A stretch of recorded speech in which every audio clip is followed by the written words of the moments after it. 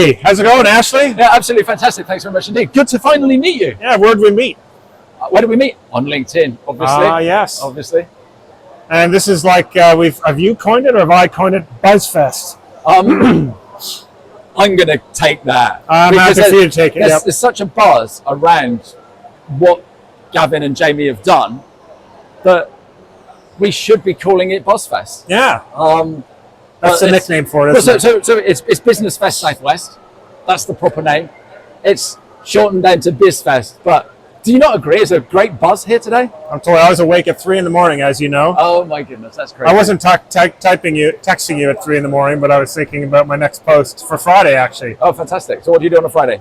Well, actually, kind of exciting. I just got made redundant last Friday. Awesome news. So now I can go full into the business. You can do whatever you want. When you seem really positive about redundancy, okay? And so many people are like, oh, it's the end of the world.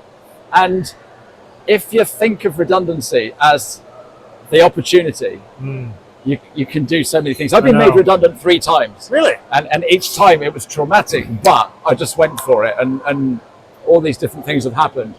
And I think what doesn't kill you makes you stronger. Yeah. So embrace it, have fun.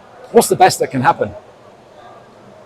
As opposed to what's the worst that can happen. I like how you framed that. Yeah. Absolutely, and that's what you got to do. So what's your business all about? So I help people be brave on LinkedIn. I give them the confidence to stand up, stand out, and win business. Because there's probably a lot of people you'd say that are lacking confidence, right?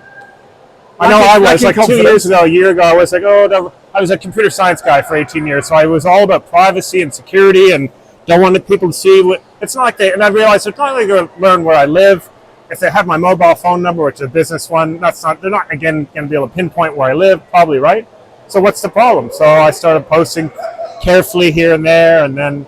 But would you say most people are in that pre-camp of like, oh my gosh, it's too all scary. I'm revealing stuff about me. I don't think it's more that. I think it's A, they don't know what to do, but B, they don't see the real value of LinkedIn. Because if you think of LinkedIn as a networking event, and if you went to a networking event every single day, you would get business. All right, you go to a lunch, you go to a dinner, you go to an evening event, and you go to all these different events. You would spend hours and hours and hours going to different events, but you would get business because people get to know you. And when they get to know you, they get to like you. When they get to like you, they get to trust you. When they get to trust you, they buy from you. They recommend you to people. Okay? But that's a lot of work going out to all these different events. You can do exactly that on LinkedIn. And that's what we've got to get around to thinking of LinkedIn as a networking event, not social media. So you're saying it's like a tool? Absolutely. Another tool we can use. Another tool that we can utilize. There's 1 billion people on there. Less than 5%. Really, 1 billion people? 1 billion, but less than 5% of people actually create content. So if you start creating content and it hits the mark, you are going to win business. People are going to want to come to you. People are going to seek you out. People are going to travel miles to come and see you speak. It all happens because you're doing the right things in the right place. So which comes first, the chicken or the egg? Can you start posting content and gain confidence, or should you work on your self-esteem to then, Just post. Like I said, what's the best that can happen? I talk to people and they go, If you overthink it, nothing will happen. People turn around and say, when's the best time to post? And in my talk today, I will be revealing when the best time to post is. But just worry about getting content out there. It's like going back to the networking event. Oh, should I go to the lunch one, or shall I go to the breakfast one, or shall I go to the evening one? Just go. Because all the time you're wasting about which one you go to, you're not going. That's what we've got to do. We've got to get out there. We've got to go and see the people. So how can people get a hold of you if they want to reach out to you? They can find me on LinkedIn, or just Google the 15-minute guy, and I will come up. There's not many 15-minute guys out there, are there? Obviously not, no. Now you just had some rebranding. You're going to stick with the yellow, right? I'm going to stick with the yellow's yellow. Happy. Yellow's happy, yellow's bright.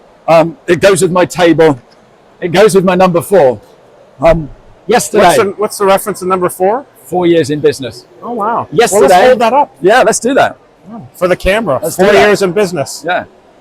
But yesterday was April Fool's Day. And so I did this big post on LinkedIn to get more people interested in today. I used their colors and I made that my story yesterday. So I see. No big rebrand, I'm afraid to say. You got me. I got quite a few people, including my mentor, who messaged me, and she said, please tell me this is an April Fool's joke, because whoever's given you that advice is wrong. From the guy who gives advice about, Absolutely. Well, lovely to meet you. And you, Chris, and thanks ever so much for coming by my stand today. Okay, we'll see you soon. Yeah, you take care.